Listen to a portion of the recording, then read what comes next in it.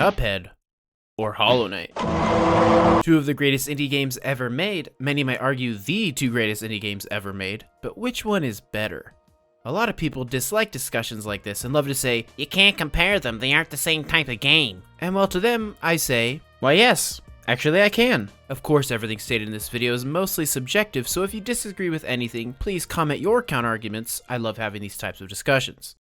So how does one go about comparing these two different games? One is a boss rush focused 2D shooter, and the other is an exploration filled Metroidvania that also happens to have a focus on boss design.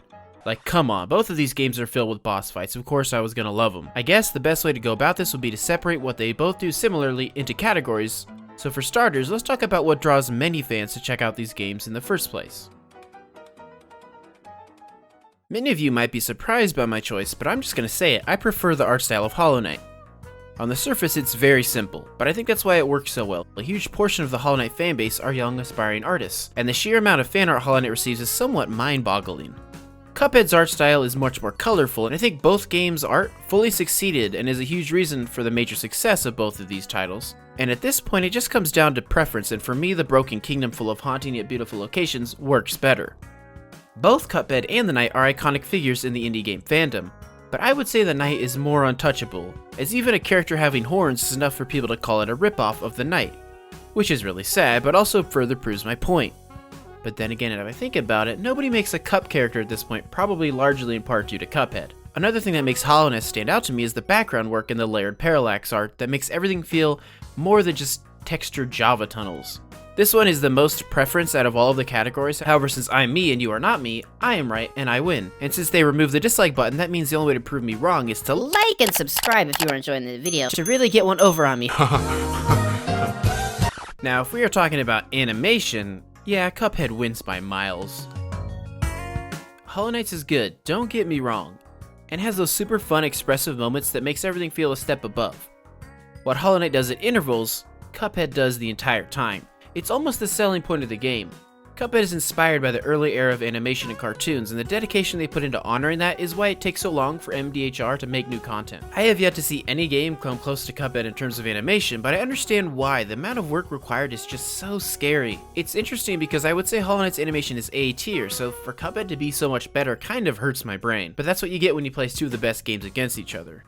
A huge factor in making your combat system stand out is the animation, and how things react to your character's actions. Boss fights in games should be the culmination of your path to learning a certain combat loop, and both these games have some of the best bosses in the business. If I were to pick a side though, I would say that Hollow Knight has the second best melee-based boss fights ever, right behind Sekiro. Hi, how are you? I would say Cuphead easily has the best shooter-based boss fights, and in fact the best boss fights ever. But to be fair, it wouldn't be as popular as it is if it didn't. Cuphead's entire loop is based around boss fights. The exploration is minimal. Sure, running guns exist, but they were added last minute and are obviously just extra content. The fact that Hollow Knight boss fights are so good is actually really rare for most Metroidvanias, as most developers of the genre focus on the exploration over the action. If you really take apart the boss roster of Hollow Knight though, the best fights were added in post-launch content. The base game fights are good, with Mantis Lords, Hornet 2, and Lost Kin being standouts, but Grimm, Pure Vessel, Sly, Sisters of Battle, these were all created after Team Cherry really had a grasp of their combat system and the Knight's full moveset. I would argue that there isn't a bad boss in the entirety of Cuphead, and almost all of them are fair and fun fights. And this is before the DLC Island releases, so yeah, Cuphead takes the cake on this one.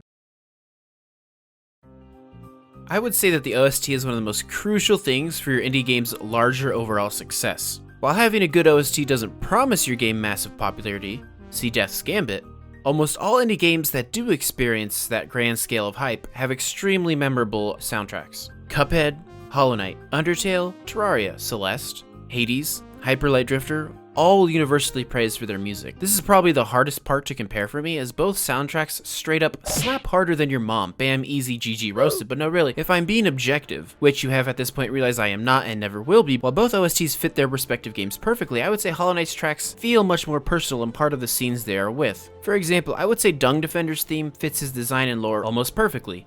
Same with Hive Knight.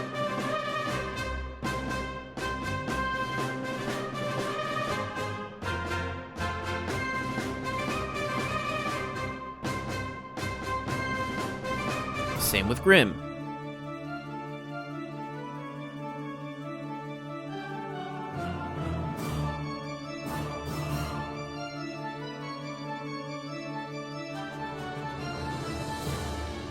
The Mantis Lord's fight is infinitely elevated by its fast-paced track, and Kingdom's Edge has an old, almost forgotten tragic atmosphere.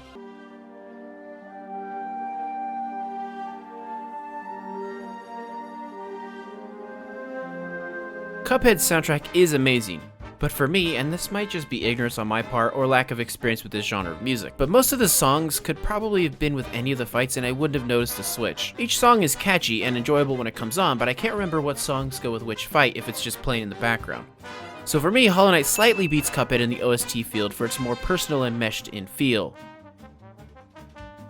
In terms of story, I think depth-wise, Hollow Knight wins by default. The story of Cuphead is really simple and short, and what little lore there is doesn't really add enough oomph to be in the same league as Hollow Knight. The Cuphead show recently released and added some fun backstory to the characters we know and love, but to be honest, to me it feels a little fanfiction-y, and while I like the show, I still haven't been able to shake the feeling that they got the voice and character of Cuphead just completely wrong. If anyone knows of any cool lore theories for Cuphead, please let me know about them in the comments, as I would be super interested to learn more.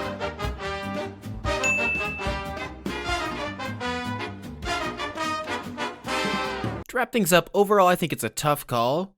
Which one of these Titanic games is better? Let me know what you guys think. Comparing the similarities and weighing the differences can be hard for some, but for me, I would say after doing this video and really thinking about the question, the answer is quite easy.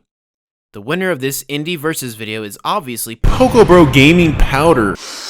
Now this stuff is the shit, guys. You can get a tub for $89.99 and just 8 scoops a day will be enough to fuel your journey to beating the Path of Pain hitlist with one hand in the cookie jar that your friend's mom sent.